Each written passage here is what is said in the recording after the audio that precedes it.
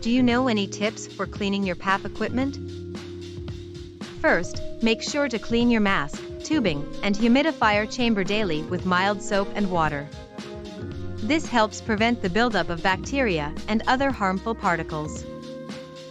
How often should you replace your equipment? It's recommended to replace your mask and tubing every 3 months and your humidifier chamber every 6 months.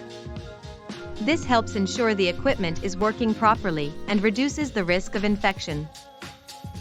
What about using ozone-based sanitizers? Actually, it's not recommended to use ozone-based sanitizers on PAP equipment. They can damage the materials, especially any silicone parts, and reduce the effectiveness of the equipment. The Centers for Disease Control and Prevention recommends using soap and water or a mild detergent instead. How to maintain your equipment? Make sure to replace your filters regularly, at least once every month.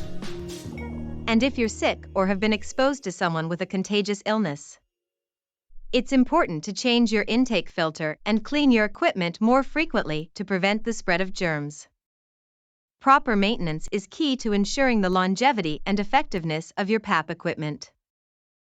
And remember, you can always contact one of the healthcare professionals in the sleep department at Enticare if you have any questions.